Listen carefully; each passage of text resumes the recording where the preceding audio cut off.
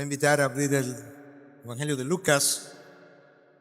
Estamos interrumpiendo la serie sobre Marcos para reflexionar acerca de la resurrección. Y Lucas, al igual que los otros evangelistas, tiene algo que decirnos acerca de la resurrección, y creo que tengo como 15 años justamente predicando el domingo de la resurrección, un mensaje sobre resurrección, pero yo no recuerdo cuándo fue la última vez que lo hice sobre Lucas 24. Hemos estado en Marcos más de una vez, hemos estado en Mateo más de una vez, hemos estado en Primera de Corintios 15, más de una vez hemos estado en Juan, y es posible que Lucas 24 hayamos estado en alguna ocasión del pasado, pero no recuerdo la última vez que lo hicimos. De manera que aquí hay un pasaje un tanto largo comparado con lo que normalmente leemos, pero la parte más importante realmente del mensaje es lo que Dios ha revelado. De manera que vamos a tomarnos el tiempo para leer desde el versículo 1 hasta el 31, y en vez de hacer una predicación completamente expositiva de cada verso, vamos a hacer una predicación expositiva aplicada, y yo le he llamado simplemente lecciones sobre la resurrección, cosas que la resurrección me enseña. Y mayormente vamos a usar a Lucas 24 como texto de apoyo, pero como siempre estaremos usando otros textos también. De manera que ahí vamos a estar hoy, Lucas 24 del 1 al 31. Pero el primer día de la semana, al rayar el alba, las mujeres vinieron al sepulcro trayendo las especies aromáticas que habían preparado. Y encontraron que la piedra había sido removida del sepulcro. Y cuando entraron no hallaron el cuerpo del Señor Jesús. Y aconteció que, estando ellas perplejas por esto, de pronto se pusieron junto a ellas dos varones en vestiduras resplandecientes. Y estando ellas aterrorizadas e inclinando sus rostros a tierra, ellos les dijeron: ¿por qué buscáis entre los muertos al que vive? No está aquí, sino que ha resucitado. Acordado como os habló cuando estaba aún en Galilea, diciendo que el Hijo del Hombre debía ser entregado en manos de hombres pecadores y ser crucificado y al tercer día resucitar. Entonces ellas se acordaron de sus palabras, y regresando del sepulcro anunciaron todas estas cosas a los 11 y a todos los demás. Eran María Magdalena y Juana y María, la madre de Jacobo. También las demás mujeres con ellas referían estas cosas a los apóstoles. Y a ellos estas palabras les parecieron como disparates, y no las creyeron. Pero Pedro se levantó y corrió al sepulcro. Inclinándose para mirar adentro, vio solo las envolturas del lino y se fue a su casa maravillado de lo que había acontecido. Y aquí que aquel mismo día dos de ellos iban a una aldea llamada Emaús, que estaba como a 11 kilómetros de Jerusalén, y conversaban entre sí acerca de todas estas cosas que habían acontecido. Y sucedió que mientras conversaban y discutían, Jesús mismo se acercó y caminaba con ellos. Pero sus ojos estaban velados para que no le reconocieran. Y él les dijo: ¿qué discusiones son estas que tenéis entre vosotros mientras vais andando? Y ellos se detuvieron con semblante triste. Respondiendo uno de ellos, llamado Cleofas, le dijo: ¿eres tú el único visitante en Jerusalén que no sabe las cosas que en ella han acontecido en estos días? Entonces él les dijo: ¿qué cosas? Y ellos le dijeron: las referentes a Jesús el Nazareno, que fue un profeta poderoso en obra y en palabra delante de Dios y de todo el pueblo, y cómo los principales sacerdotes y nuestros gobernantes le entregaron a sentencia de muerte y le crucificaron. Pero nosotros esperábamos que él era el que iba a redimir a Israel. Pero además de todo esto, este es el tercer día desde que estas cosas acontecieron. Y también algunas mujeres de entre nosotros nos asombraron, pues cuando fueron de madrugada al sepulcro y al no hallar su cuerpo, vinieron diciendo que también habían visto una aparición de ángeles que decían que él vivía. Algunos de los que estaban con nosotros fueron al sepulcro y lo hallaron tal como también las mujeres habían dicho, pero a él no le vieron. Entonces Jesús les dijo: oh insensatos y tardos de corazón para creer todo lo que los profetas han dicho. ¿No era necesario que el Cristo padeciera todas estas cosas y entrara en su gloria? Y comenzando por Moisés y continuando con todos los profetas, les explicó lo referente a él en todas las escrituras. Se acercaron a la aldea donde iban, y él hizo como que iba más lejos. Y ellos le instaron diciendo: quédate con nosotros, porque está atardeciendo y el día ya ha declinado. Y entró a quedarse con ellos. Y sucedió que al sentarse a la mesa con ellos, tomó pan y lo bendijo, y partiéndolo les dio. Entonces les fueron abiertos los ojos y le reconocieron, pero él desapareció de la presencia de ellos. Padre, gracias. Gracias por tu palabra, gracias por tu relato, gracias por tu Hijo. Mira, Dios, que hoy celebramos su resurrección.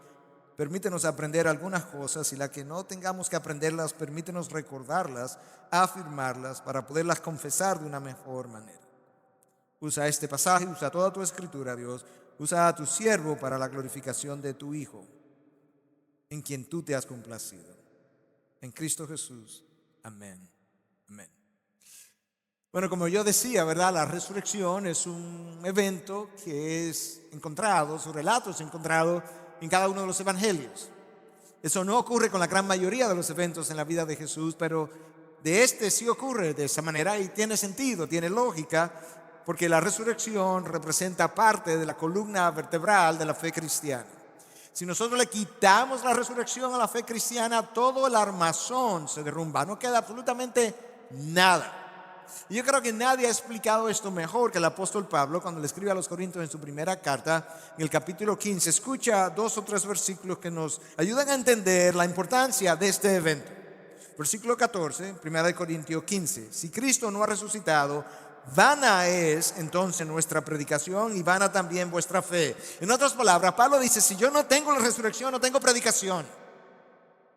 Y si no tengo predicación, vosotros no tenéis fe salvadora. Sin resurrección no hay fe salvadora. Versículo 17. Y si Cristo no ha resucitado, vuestra fe es falsa, todavía estáis en vuestros pecados. No es solamente que no tengo fe salvadora, es que permanezco muerto en delitos y pecados, de tal forma que la resurrección de Cristo, está íntimamente relacionada al perdón de mis pecados. Y frecuentemente no lo vemos así, porque cuando pensamos en el Evangelio pensamos en la cruz, pero la realidad es que el Evangelio sin la cruz está completamente incompleto. Versículo 19.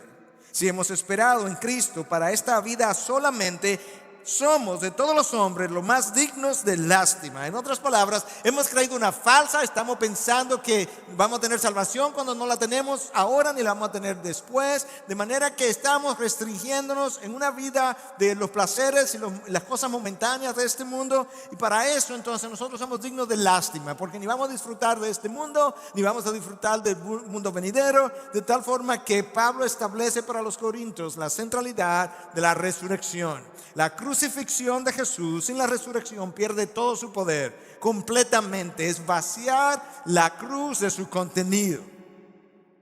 De hecho, al principio de ese versículo, de ese capítulo 15, el apóstol Pablo establece que el Evangelio descansa en 2 eventos. Escucha cómo Pablo lo dice: que Cristo murió por nuestros pecados conforme a las Escrituras, que fue sepultado y que resucitó al tercer día conforme a las Escrituras. Esto, Pablo dice, es el Evangelio. Esto que yo recibí, esto mismo os paso, de tal forma que sin la resurrección la cruz no tiene sentido. La cruz nos trajo el perdón, la resurrección nos trajo la esperanza.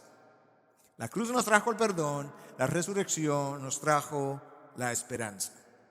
Cuando tú revisas la historia de la iglesia, nosotros sabemos que la iglesia primitiva nació, creció y se desarrolló bajo la predicación de la resurrección. De hecho, cientos de trabajos, creo que unos 2,000 trabajos publicados de 1976 a esta parte, por personas incluso críticas de la resurrección, personas que niegan la resurrección, afirman, están de acuerdo junto con los ortodoxos de la fe, de que ciertamente la iglesia primitiva creyó en la resurrección y se desarrolló bajo la predicación de la resurrección.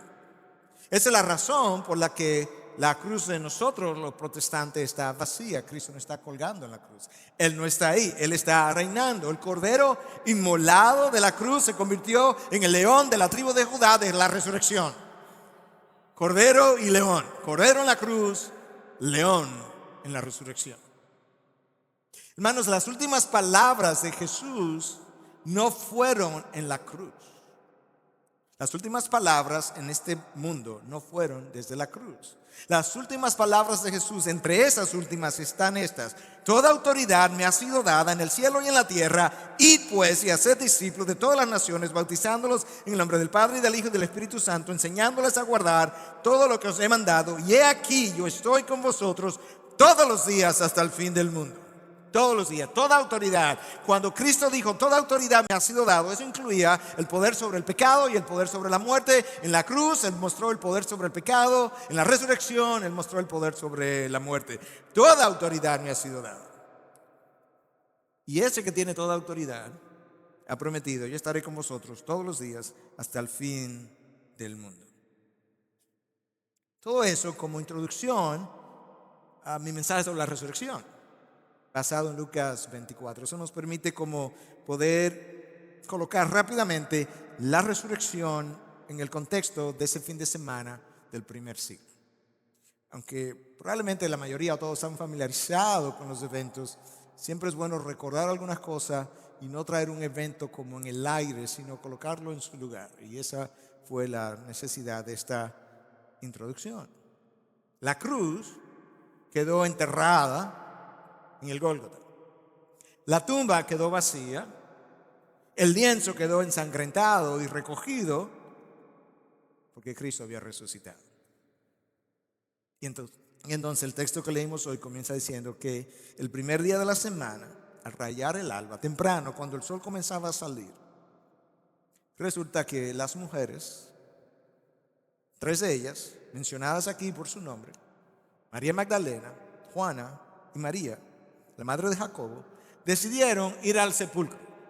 Era una costumbre hebrea, judía, más o menos conocida, de ir con especies aromáticas a los sepulcros y ungir el cadáver de aquel que había sido envuelto. Y lo hacían como una forma de honrar su sepultura, quizás en el caso de Jesús, hasta como una forma de devoción a su persona, pero esa era su intención. Y cuando ellas van de camino, cuando tú lees los otros evangelios, ellas tenían una preocupación, y la preocupación era quién va a mover la piedra que estaba sobre la tumba. Era costumbre colocar al sepultado en una tumba y luego colocar una gran piedra para que nadie pudiera entrar o robar su cuerpo, y su preocupación era esa preocupación que fue innecesaria, porque cuando ellas llegaron la piedra estaba removida. Ahora, hermanos, no pensemos que Dios removió la piedra para que Cristo pudiera salir.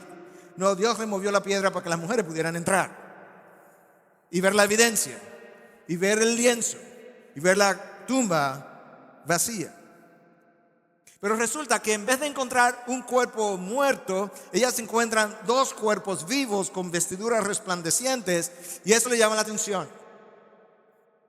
Y estos 2 seres angelicales comienzan a hablar con ellas. Y la primera cosa que le dicen es una pregunta: ¿por qué buscáis entre los muertos al que vive? Ahora, ellos no le dicen, Él está aquí o Él está allá, vayan a encontrarlo. Dice, Él no está aquí. Esto está así como está porque Él no está aquí, sino que ha resucitado. Ahora, escucha lo que los ángeles hacen. En vez de decirle, vayáis a tal lugar a encontrarse con Él, los ángeles le recuerdan las palabras de Jesús a ellas. Acordaos como os habló cuando estaba en Galilea, diciendo que el Hijo del Hombre debía ser entregado en manos de los hombres pecadores y ser crucificado, y al tercer día resucitar. ¿Se acuerdan? Y entonces el texto dice que ya comenzaron a recordar sus palabras. ¡Ay, verdad! La pregunta es, ¿cómo es que estas palabras fueron pronunciadas por el maestro y el viernes en la noche, el sábado todo el día y temprano el domingo, por qué no la podían recordar? ¿Qué había producido esa pérdida transitoria de la memoria? Bueno, llegaremos ahí, pero ellas salen corriendo y el texto dice que ellas no dijeron nada. Bueno, los ángeles le dijeron, vayáis y decir a los discípulos y a Pedro, pero en el camino ellas no dijeron nada. Cuando Cristo sanó gente, Cristo le dijo, vayáis, pero no decir nada a nadie. Ahora los ángeles dicen, vayan hablando, pero ahora ellas no dicen nada. Es como todo lo opuesto. Ahora, imagínate lo que pasó por la mente de estas mujeres que estuvieron al pie de la cruz. Imagínate lo que ellas pudieron haber pensado en ese momento. Inmediatamente después de ellas, nos quedamos con ella un momento ahí, ve pensando lo que ellas pudieron estar imaginándose, pero inmediatamente después llega Pedro, tiempo después, no nos dice exactamente cuánto tiempo, pero Pedro llega y encuentra que el sepulcro está vacío. Las mujeres evidentemente han llegado donde los apóstoles estaban, le contaron que el sepulcro estaba vacío, a ellos les pareció disparate lo que ellas estaban diciendo, literalmente dice el texto, y ahora llega Pedro y no está aquí. Es verdad. Piensa lo que pudo haber estado pasando por la mente de Pedro. El texto dice que Pedro se fue maravillado por lo que había acontecido. Ahora yo no sé si tú piensas como yo, pero yo pienso es que Pedro no solamente se fue maravillado. Si yo hubiese sido Pedro, yo me hubiese sido un poco preocupado también, pensando, tengo gozo porque quizás es verdad que resucitó, pero ya las cosas no van a ser igual. Si Cristo resucitó y Él va a continuar este movimiento, probablemente Él va a formar otro grupo. Porque la última noche nosotros todos le abandonamos y yo fui al peor, yo le negué 3 veces. Él me vio con la tercera vez cuando el gallo cantó y yo lo había negado ya por tercera vez. Él me vio, yo lo vi. Él no va a confiar en mí, las cosas serán muy distintas de ahora en adelante. Nosotros probamos que no éramos dignos de confianza. Nosotros probamos que amábamos sus promesas, pero realmente que lo amábamos a Él. Yo no sé si Pedro pensó así, pero yo estaba pensando, poniéndome los zapatos de Pedro con sentimientos de culpa el domingo en la mañana, después de haberlo negado el viernes, sin haber tenido ninguna revelación en el medio, sin saber que no iba a restaurar en el futuro. Yo pienso que yo hubiese estado pensando de esa forma. Las mujeres han venido, se han ido. Cuando relataron, lo primero que nosotros pensamos como apóstoles, esto es un disparate. Imagínate todos esos sentimientos, esas emociones que pudieron haber estado en la mente de Pedro. Quizá Pedro pudo haber pensado, nosotros ni siquiera fuimos tan fieles como las mujeres. Ellas estuvieron al pie de la cruz, nosotros no. Cada uno de nosotros estaba escondido salvando su pellejo, de manera que estas mujeres que vinieron hoy, primero que nosotros, también mostraron al pie de la cruz que eran más fieles, de manera que nosotros ni siquiera merecemos el lugar que ellas quizás merezcan. Confusión masiva, tristeza embriagadora, eso es como yo lo calificaría. Yo estaría confundido, triste, porque yo todavía no lo he visto, pero si Él resucitó, yo no pienso que sería igual. Ahora imagínate, vienes en la noche a domingo en la mañana. Lázaro, ¿qué estaría pensando? Yo no entiendo. Estaba muerto, Él me trajo de ultratumba, ahora Él está muerto, Él venció mi muerte, pero Él no pudo vencer la suya. Yo no entiendo. Imagínate a Jairo. Esas son las cosas de Dios que uno no entiende. Él resucitó a mi hija y ahora Él se muere y Él no puede hacer nada por ella. Imagínate la confusión melancólica de esa ocasión. Ese mismo día, más adelante, un poco más tarde, ellos todavía no han hablado con Él. Él va y se le aparece a 2 discípulos que van camino a Emaús. Y ellos conversaban, dice el versículo 14, entre sí acerca de todas estas cosas. Imagínate lo que ellos pudieron haber estado discutiendo, porque todavía ellos no saben que Él ha resucitado. Escucha lo que dice el versículo siguiente. Y sucedió que mientras conversaban y discutían, de manera que ellos no solamente conversaban, de alguna manera ellos estaban discutiendo entre sí lo que ha ocurrido. Mientras estaban discutiendo, Jesús se aparece, se le acerca y comienza a caminar con ellos. El texto no nos dice de qué conversaban. El texto no nos dice de qué discutían, pero a mí me gusta hacer una especulación santa. Pensar un poquito, si yo hubiese sido uno de ellos, camino a Emaús, y yo estoy pensando en todas sus enseñanzas y que Él dijo que Él era el Hijo de Dios y dijo que era Dios y resucitó personas, yo hubiese estado discutiendo con el otro acerca de esas cosas, pero yo no entiendo cómo fue que dijo, cómo fue que hizo, pero cómo es posible. Y hay por lo menos un versículo en el texto que nos dice que posiblemente algunas de esas cosas que yo mencioné pudieron haber sido tópico de discusión. Escucha lo que el versículo 21 dice. Ya ellos están hablando con Jesús, Jesús viene caminando con ellos y ellos le dicen a Jesús, cuando Jesús se hace el que no sabe nada, se hace el sorprendido, Jesús comienza a cuestionar de qué es que ellos están hablando. Escucha lo que él dice. Pero nosotros esperábamos que él era el que iba a redimir a Israel. Hombre poderoso, profeta poderoso en Israel, profeta. Y nosotros esperábamos que él era el que iba a redimir a Israel, pero resulta que está muerto. Para empeorar las cosas, de las últimas palabras de Jesús antes de morir estuvieron estas: Dios mío, ¿por qué me has abandonado? Ahora yo te pregunto, ¿tú lo oíste? ¿Cuán tan dispuesto estarías tú a creer en un redentor para Israel que acaba de confesar que Dios lo abandonó? Dios mío, ¿por qué me has abandonado? Y boom, él está muerto. ¿Te imaginas la desilusión? Este es el redentor. El domingo antes lo estábamos aclamando como rey. El viernes después, él te está confesando: Eloí, leva sabatami, ¿por qué me has abandonado? ¿Qué tú pensarías si estuviera en el primer siglo escuchando esas cosas? Yo no creo que ninguno de nosotros estaría poniendo mucha fe en ese redentor. De ahí la confusión, de ahí la tristeza. Yo creo que hubo gente con preguntas como esta. ¿Podría ser que realmente Jehová lo abandonó? Y me imagino a otros diciendo: bueno, las escrituras dicen que maldito es todo aquel que muere en un madero. Y él murió en un madero y él confesó que Jehová lo abandonó. Pues es verdad. Ahí está. Los escribas después de todo tenían razón. Jesús vivía confrontándolo, pero al final ellos tenían razón.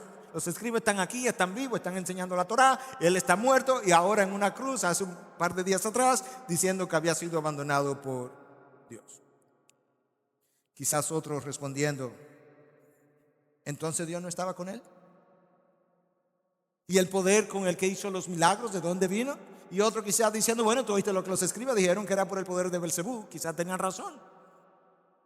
Y otro pensando: no, yo estoy seguro que tenía razón. Tú estás loco. Bueno, yo no sé si esas cosas ocurrieron, pero yo me las imagino. La profundidad de la tristeza, la enormidad de la confusión.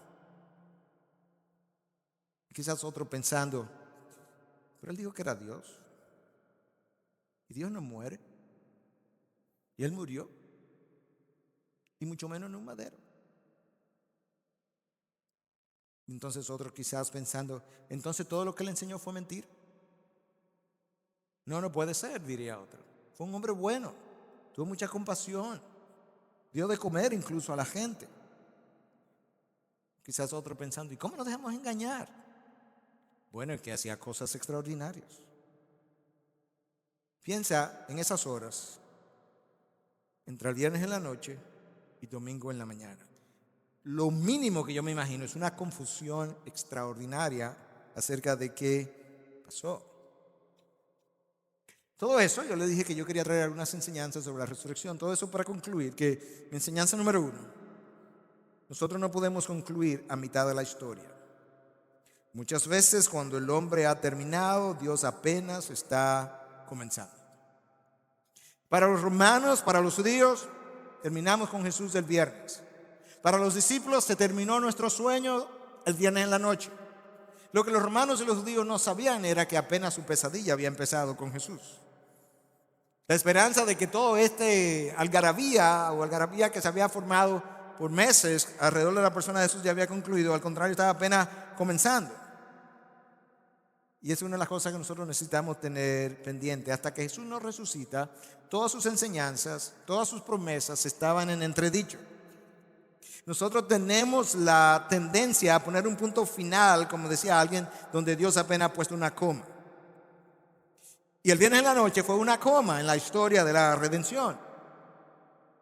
Y cuando nosotros hacemos eso y ponemos un punto final, cuando Dios está poniendo una coma, nuestra tendencia entonces es abandonar el barco, abandonar el proyecto, abandonar el sueño, abandonar aquello, la visión que quizá Dios ha puesto en nosotros. Y si hay algo que la resurrección enseña es que nosotros no podemos juzgar los planes de Dios antes que la historia termine. La historia lucía de una manera muy distinta el viernes en la tardecita a como lució el domingo en la mañana. Lo que parecía un fracaso el viernes se convirtió en una victoria el domingo. Y la única diferencia entre la perspectiva del viernes y la del domingo es que el viernes la historia estaba incompleta. Y hoy en día la historia redentora está incompleta. Nosotros no podemos juzgar antes de que la historia termine. El mundo hace eso, nosotros no podemos hacer eso. Cuando nosotros concluimos antes de que la historia esté completa, nosotros tenemos un juicio inadecuado, nosotros tenemos una visión inadecuada, un ángulo inapropiado y nosotros terminamos desanimados y desesperanzados. El fracaso del viernes es la victoria del domingo. Lo que el viernes era pura lágrimas, el domingo es puro gozo. Lo que el viernes lucía oscuro, el domingo es un día de luz. Lo que el viernes era puro pesimismo, el domingo es un gran optimismo. Y lo que el viernes era una derrota, el domingo fue una gran victoria. Diferencia: tiempo, horas entre una cosa y la otra. Y eso nos ayuda a nosotros a pensar cuán incompleto vemos las cosas. Yo no puedo juzgar en la mayoría de las circunstancias por lo siguiente. Mi mejor perspectiva es la del presente, lo que estoy viendo. Tengo una perspectiva del pasado que yo recuerdo ya un tanto nublada, porque el tiempo ha pasado, mis emociones han cambiado y aquello que quizá incendió mis emociones en el día de ayer, hoy en día no me luce tan excitante ni motivador, de manera que nosotros tenemos una perspectiva del pasado un tanto nublada, el presente incompleto y el futuro desconocido. Dios ve el pasado, el presente, el futuro, todo a la vez en una sola acción. Él vio el nacimiento de Cristo, Él vio la crucifixión de Cristo, Él vio la resurrección de Cristo, Él vio la glorificación de Cristo, la redención de su pueblo en una sola visión, todo a la vez. Y solamente Él tiene la perspectiva adecuada. De manera que otra vez la enseñanza número 1 es: no concluyas a mitad de la historia. Frecuentemente cuando el hombre ha terminado es cuando Dios apenas está comenzando. Enseñanza número 2: nuestro Señor es un Dios de revelación. Es el Dios de la revelación. Escucha lo que el texto de hoy nos dice en los versículos 15 y 16. Y sucedió que mientras conversaban y discutían, Jesús mismo se acercó y caminaba con ellos. Uno esperaría, aquí van los discípulos de Emaús conversando acerca de Jesús, Jesús se aparece, que ellos dirán: ¡oh, el maestro! No, ellos siguen conversando. Y Jesús incluso le dice: ¿de qué están discutiendo? ¿Cuál fue la razón? Escucha, versículo 16. Sus ojos estaban velados para que no le reconocieran. Si Dios no decide revelarnos sus cosas, nosotros jamás la conoceríamos. Pero Dios está en el negocio de revelarse a sí mismo. Dios no ha revelado todo lo que Él sabe, pero Él ha revelado todo lo que yo necesito. Y nuestro Dios es un Dios de revelación. Él no tiene agendas escondidas como muchas veces nosotros tenemos. No. Él es un Dios de revelación. Él se le revela a estas tres mujeres. Él prometió, Él reveló de antemano: yo voy a resucitar, me van a matar, me van a condenar los escribas, las autoridades. Esto va a pasar, me van a enterrar y al tercer día yo voy a resucitar. Todo eso está revelado. Pero luego, cuando ocurre, Él no asciende a los cielos, sino que Él dice: ok, yo voy a continuar revelándome. Ese domingo yo me voy a revelar a estas tres mujeres. Después yo me lo voy a revelar a Pedro. Después yo me lo voy a revelar a estos dos discípulos camino a Emaús. Y luego me lo voy a aparecer a 10 de los discípulos en ausencia de Tomás. Tomás no va a creer, pero luego yo voy a esperar a que Tomás esté presente. Me lo voy a aparecer a los 11 con Tomás presente. Como él no quería, yo le voy a enseñar mis llagas para que él ponga su dedo en mis llagas, de tal manera que yo voy a continuar revelándome. Y después incluso me lo voy a aparecer a 500 testigos oculares, de manera que no quede duda de que yo vivo. Y luego, 2 o 3 años después, yo me lo voy a aparecer a un incrédulo perseguidor de la iglesia, cuyo nombre es Saulo, y lo voy a cambiar su nombre, le voy a poner Pablo, y luego lo voy a usar como instrumento de la iglesia. Pero yo me voy a seguir revelando a mi gente. Nuestro Dios es un Dios de revelación. Aquí están las escrituras, ahí está su revelación. Y Él hizo tantas apariciones como Él entendió que fueron necesarias. Ahora escucha, Nuestro Dios es un Dios de revelación, pero cuando Él decide revelar, Él lo hace soberanamente. Nota cómo Él no se le reveló a Pilatos. Él no se le apareció a Pilatos y le dijo, tu mujer tenía razón cuando te advirtió que cuando soñó y te dijo que no tuviera nada que ver con ese hombre, que ese era un hombre justo. Él no se le apareció a Herodes, le dijo, aquí estoy yo, Herodes. Él se le apareció a 3 mujeres de quienes no sabemos más nada después de los evangelios. Él se le apareció a 2 discípulos que iban camino a Emaús. El nombre de uno ni lo revela. El otro se llama Cleofas y tampoco sabemos nada de él ni antes ni después. Pero ellos tuvieron un encuentro con el Cristo resucitado. Él se le revela a una mujer, María Magdalena, que en todos los evangelios, en todos los relatos donde María Magdalena aparece, ella aparece al principio de ese domingo, primeras horas del domingo, junto con estas 2 otras mujeres, pero en todos los relatos ella aparece de primero. Esa es la mujer que tenía 7 demonios. Y Cristo dice, ella va a ser mi primer testigo de la resurrección.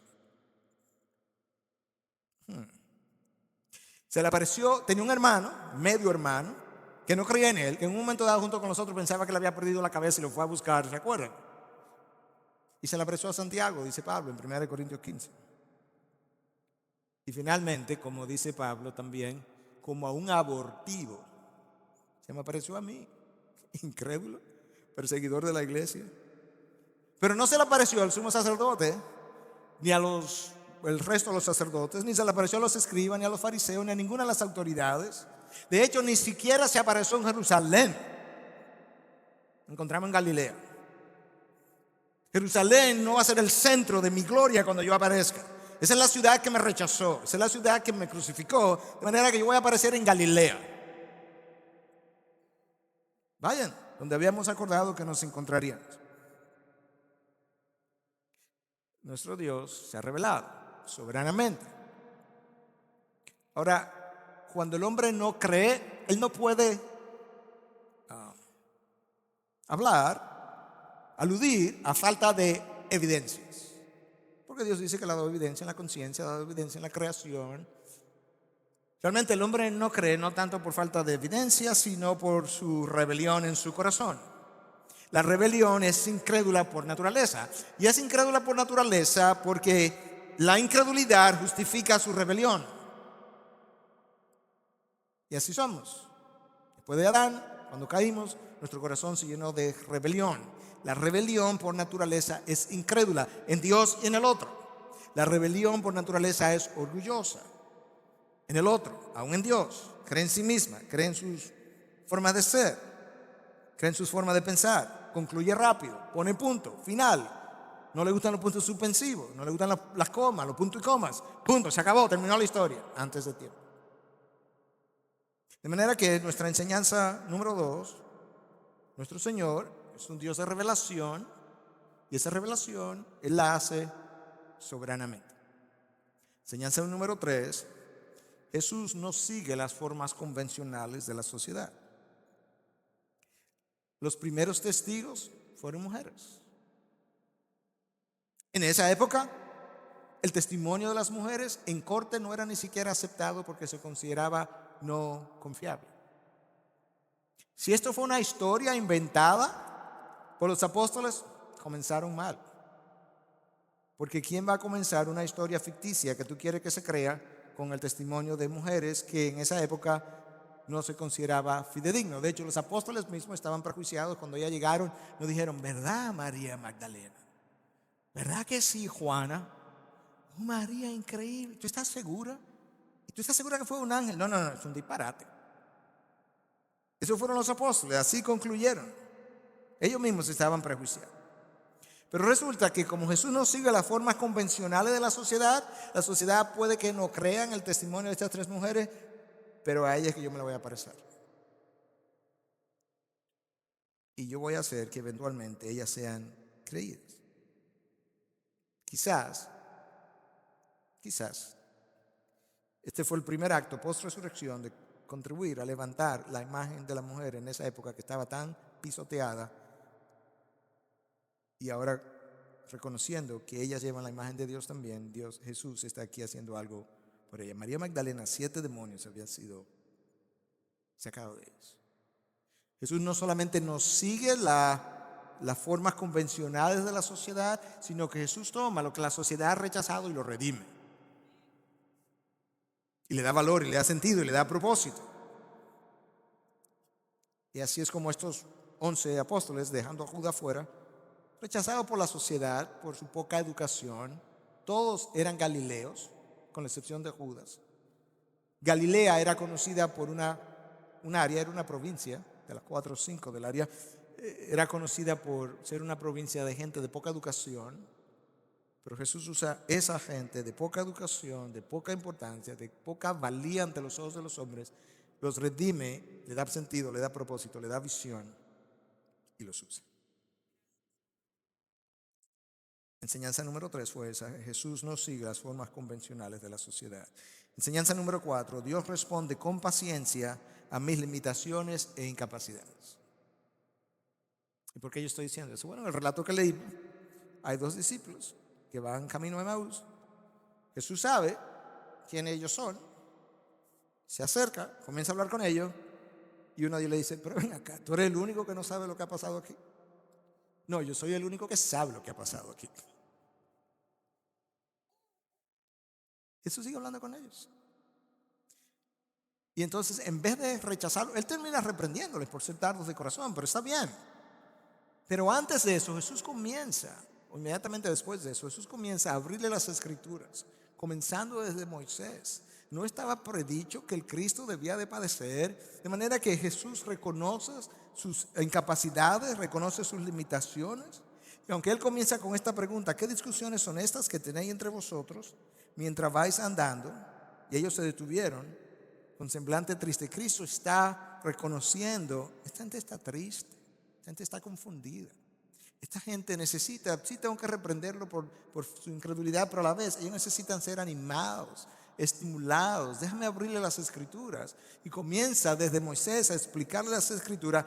¿Tú te imaginas cuán clara lucieron las escrituras ese día, cuando el inspirador de las escrituras está explicando sus propias escrituras? Las escrituras son las que hablan de mí, y yo estoy hablando ahora acerca de ellas. ¿Se imagina la exégesis de esos pasajes que él abrió? Cuán claro debió haber lucido, tan claro que luego ellos dijeron, cuando Jesús desaparece: ¿no ardía nuestro corazón cuando nos abría las escrituras? Claro, de milagro no ardieron las ropas también. Cleofas es quien le dice: ¿eres tú el único visitante en Jerusalén que no sabe las cosas que en ella han acontecido en estos días? Y Jesús los escuchó. Y luego ellos le dicen: maestro, o no maestro, bueno, ellos no sabían quién era todavía. Es tarde, está atardeciendo, entra, ven a cenar. Quizás otro hubiera dicho: incrédulos, me voy, que se enteren después. No, él entra, se pone a cenar con ellos. Él parte el pan, se los dio, y ahí le abrió los ojos. El maestro, y se desaparece. Ahora, eso debió haber sido frustrante. Que tú abras los ojos, el maestro, ¿dónde está?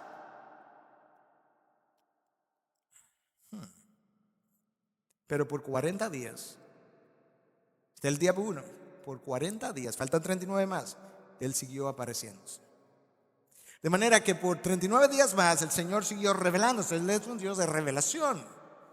Y estos 2 discípulos de Emaús eventualmente también hicieron llegar sus testimonios a los apóstoles. Y si tú sigues leyendo el texto de Lucas 24, más adelante lo dice: ellos recibieron el testimonio de las mujeres y recibieron el testimonio de 2 más que iban camino a Emaús, que dicen que se le apareció. De manera que aunque ellos no tuvieron la oportunidad de hablar con él en ese momento, ellos oirían más acerca de él. Dios responde con paciencia a nuestras limitaciones e incapacidades. Enseñanza número 4. Enseñanza número 5: el Señor usa nuestros fracasos para formarnos y enseñarnos las lecciones que de otra manera nunca aprenderíamos. Y así vemos cómo nuestros fracasos forman parte del currículum de nuestro Dios. Usted no quiere fracasar, ni yo tampoco. Usted no quiere caer, ni yo tampoco. Pero lamentablemente, dada nuestra humanidad, como bien dice el refrán dominicano, nadie aprende en cabeza de otro. y los tropezones hacen levantar los pies. Entonces Dios, que tampoco quiere esos eventos, sabe que lamentablemente Él va a tener que permitirlos en la vida de todos nosotros en algún momento, de alguna manera, porque no hay otra forma de enseñármelos, o no hay otra forma de enseñármelos, lo que no hay otra forma de que yo lo crea, que no sea cuando yo lo vivo. Entonces imagínate ahora el relato, ¿verdad? El relato de Marcos, el relato de Lucas que yo leí simplemente dice que Pedro vino, entró y vio, se maravilló cuando vio el sepulcro vacío. Pero el relato de Marcos dice que uno de los ángeles le dice a las mujeres: Él va delante de vosotros a Galilea, allí le veréis tal como dijo. Pero comienza diciendo: pero id, decir a sus discípulos y a Pedro. Pero yo menciono eso por dos razones. Pedro lo negó hace un par de días atrás. Y Cristo no se ha olvidado de Pedro. Pedro quizás está teniendo todos estos pensamientos negativos que yo mencioné, pero Cristo está tratando de que tempranamente Pedro sepa que Él envió un mensaje. Y a sus discípulos y a Pedro. Bueno, pero Pedro es uno de sus discípulos, sí, pero yo quiero que vayan donde Pedro.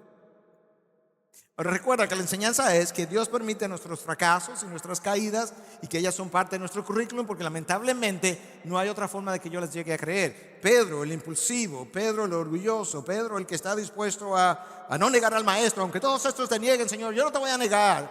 Pedro aparentemente no tenía otra forma de llegar a conocer que él no era tanto como él pensaba, que él no era tan seguro en sí mismo como él creía, que él no era tan justo como él había concluido. Y 3 años de enseñanza, de discipulado con el maestro, con el mejor discipulador del mundo, no habían podido sacar no solamente de Pedro, sino de Juan y de Jacobo, los hijos del trueno, que querían la mano derecha y la mano izquierda en su trono. No habían podido sacar 3 años de discipulado, todo lo que es la maldad, la iniquidad, el orgullo, la autojusticia del corazón humano. Ellos tenían grietas que tenían que ser reparadas antes de que Cristo partiera. Y lamentablemente la negación de Pedro, la corrida de ellos, todo el mundo a esconderse, sálvese quien pueda, toda esa experiencia Dios no la quiso, pero la permitió, porque no había otra manera de erradicar completamente de ellos y pulverizar su autoconfianza de la misma manera que Dios tiene que hacerlo en nosotros. Y ahora entonces Pedro no va a decir después de la negación: yo estoy seguro que nadie lo puede hacer como yo estoy dispuesto a hacer. Pedro es el que dice, cuando Cristo le pregunta: ¿me amas? Él responde tímidamente: yo te quiero. Pedro, ¿me amas? Señor, yo te quiero. O sea, Pedro ni se atreve a decir: oh, yo te agapo, yo te amo incondicionalmente. Cuando Cristo condesciende, le dice entonces por tercera vez, y le cambia la palabra, le dice: Pedro, ¿tú me quieres? Como quien dice: ok, Pedro, está bien, ¿tú me quieres por lo menos? Entonces Pedro dice: Señor, yo te amo, yo te agapo. Pero la tercera, Pedro es más humilde, Pedro es menos autoconfiado. Y la negación de Pedro y el abandono de los discípulos fue necesario. Dios orquesta las cosas, todas las cosas cooperan para bien, formaban parte del propósito de Dios, formaban parte del currículum de Dios. Y ahora tú ves a los discípulos por resurrección confiando más en Dios. Cuando el día de Pentecostés se da, ¿cómo se da? Estaban en el aposento alto, estaban orando, estaban dependiendo, estaban siendo obedientes. No salgáis hasta que recibiráis poder. Y ellos no salieron, estaban en Jerusalén. Esa experiencia les sirvió a Pedro y a sus 11 compañeros, o 10 compañeros más, porque ya Judas se había perdido, para descubrir la debilidad de la naturaleza humana. Hermanos, todos nosotros en algún momento, después de haber nacido de nuevo, no creíamos tanto en esa debilidad de la naturaleza humana, que nos creíamos más fuertes, más justos, mejores, más santos. Pero Dios ha permitido a lo largo del camino, en mi caso ha sido así, que en diferentes momentos tú puedas tropezar de diferente forma, de tal forma que tú puedas descubrir tu propia naturaleza, la iniquidad de tu naturaleza, y que tú puedas depender menos de ti, tú puedas confiar menos en ti, puedas confiar más en Él, y entonces tú puedas desarrollar un espíritu de gracia y de compasión hacia los demás, a quienes tú y yo juzgábamos más severamente de lo que yo me juzgaba a mí mismo. ¿O esa solamente es mi experiencia? Ok, la experiencia de 3, pero esa es la experiencia de todos. Esa es la realidad. Los discípulos ahora, después de este salir corriendo, después de esta negación, claro que van a ser más humildes. Claro que van a tener más gracia con otros. Claro que van a tener más compasión. Ellos saben de lo que fueron capaces, pero no lo sabían antes. Y es por eso que estas experiencias forman parte del currículum de Dios. Ahora, Dios no quiere en el sentido santo de querer. Dios no quiere que yo peque, pero lamentablemente muchas veces lo permite porque no tiene otra forma de enseñar. Entonces Él toma mis caídas y las llena de propósito, la llena de sentido, la llena de significado. Y la realidad es que si tú revisas la historia, tu propia historia, la historia de la Biblia, y ahora nosotros que tenemos 2000 años de historia de iglesia, hay suficiente historia acerca de los hombres que si yo quisiera creerlas, yo no tendría que pasar por esas experiencias. Las leo en la Biblia, las leo en 2000 años de historia de la iglesia y todavía necesito mi propio tropezón para llegar a creer mi propia naturaleza. Y eso es lo que Dios ha estado haciendo muchas veces. Y en eso entonces Él va destruyendo mi orgullo, mi autojusticia, mi sentido de confianza. Enseñanza número 6, quedan 2. Aún después de la resurrección, Jesús siguió usando las escrituras más que los milagros para convencer al hombre acerca de su persona. Aún después de la resurrección, Cristo mismo siguió usando las escrituras más que sus milagros para convencer al hombre acerca de su persona. La realidad de los milagros no producen fe, hermano. La fe no viene por los milagros y los milagros por el ver. La fe viene por el oír y el oír por la palabra de Dios. Los milagros solamente ilustran la veracidad de la palabra que produce la fe. Y cuando Cristo se junta con estos dos hombres que iban camino a Emaús, Él era un milagro ambulante. Cuando ellos no creen y ellos están en duda, Cristo le dice: hey, Cleofas, mira mis manos, mira mis huellas, yo soy. Él no hace eso. Escucha lo que Cristo hace. Entonces Jesús les dijo: oh insensatos y tardos de corazón para creer todo lo que los profetas han dicho. ¿No era necesario que el Cristo padeciera todas estas cosas y entrara en su gloria? Y comenzando por Moisés y continuando con todos los profetas, le explicó lo referente a él en todas las escrituras. Cristo usó las escrituras ya reveladas para traer convicción a Cleofas y su compañero acerca de su persona antes de revelársele en el momento de la cena. Y ya ellos tenían algo que ardía en su corazón, ya ellos habían comenzado a creer algo, y ellos mismos atestiguan y dicen: ¿no ardía nuestro corazón cuando nos abría las escrituras? ¿No estábamos nosotros siendo convencidos? ¿No fuimos nosotros convictos de incredulidad y de falta de fe al ver lo que Él nos mostró? Aún después de la resurrección, Cristo continuó usando las escrituras más que sus milagros para convencer al hombre acerca de su persona. Cuando Pablo viene, Pablo dice algo distinto pero similar. La fe viene por el oír y el oír por la palabra de Dios.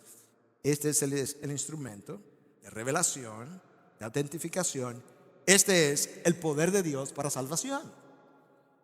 Este es el poder de Dios para la salvación, no los milagros. Dios inspiró su palabra.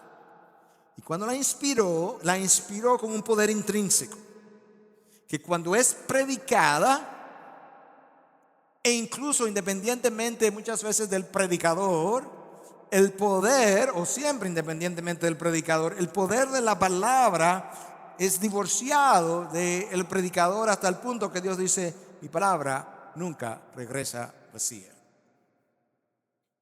Ahora Dios decide usar a uno más que a otros. Esa es su soberanía y eso lo hace porque Él es Dios. Enseñanza número 7. La resurrección también demuestra que la verdad siempre triunfará sobre la mentira. No tenemos que preocuparnos mucho. La verdad triunfará sobre la mentira. Fue Spurgeon que dijo en una ocasión que la palabra no hay que defenderla, es como un león, tú la sueltas, la dejas salir de la jaula y ella se defiende sola. Y esa es la verdad. Por 2000 años la gente ha tratado de negar la resurrección y se ha inventado todo tipo de excusa, no que Jesús solamente se desmayó en la cruz. De hecho, los musulmanes enseñan que Jesús se desmayó en la cruz, lo bajaron, pusieron a Judas y Judas el que muere en la cruz. Por años la gente ha enseñado que la tumba vacía, sí es verdad, pero se robaron el cuerpo. El problema es que el cuerpo nunca ha aparecido. Si se lo robaron, enséñamelo dónde está. Otros han dicho que no, lo que pasó fue que las mujeres fueron a la tumba equivocada y estaba vacío. La mentira. Pero al fin de la historia, 2000 años después, la fe cristiana es más grande, es más fuerte, ha impactado, la vida de Jesús ha impactado el mundo mucho más que cualquier otra vida o todas las vidas anteriores puestas todas juntas. Otros han dicho que no, que los discípulos que dijeron que vieron a Cristo, que ellos estaban alucinando. Primer reporte de alucinación masiva. Yo tengo una alucinación y veo a Cristo resucitado, y luego hablo contigo y tú me dices, ¿tú no sabes que yo aluciné lo mismo? Y luego el otro, 500 personas al mismo tiempo, una alucinación masiva de 500 personas. 500 personas que están alucinando y vieron a Cristo resucitado. Tú requieres más fe. Hay gente que cree eso, enseña eso. Tú requieres más fe para creer eso que para creer lo otro. Pero cuando no podían negar la verdad, escucha lo que Cristo dice en Juan 8:40. Pero ahora procuráis matarme, a mí, que os he dicho la verdad que oí de Dios. ¿Sabe cuál es el problema? Que yo estoy enseñando la verdad, y como yo represento la verdad, y la verdad no la han podido suprimir, ahora me quieren suprimir a mí. Y terminaron matándolo. Pero la verdad prevaleció. Cristo, en otras palabras, estaba diciendo, ustedes quieren salir de mí porque yo digo la verdad, y como no han podido callarme, ustedes quieren suprimirme a mí. Escucha esta ilustración, quizás esto nos pueda ayudar a entender cómo la verdad siempre prevalece sobre la mentira, que es la enseñanza número 7. En una ocasión, el conde Morton, que era el regente de Escocia, hizo detener a uno de los reformadores de nombre Andrew Melville.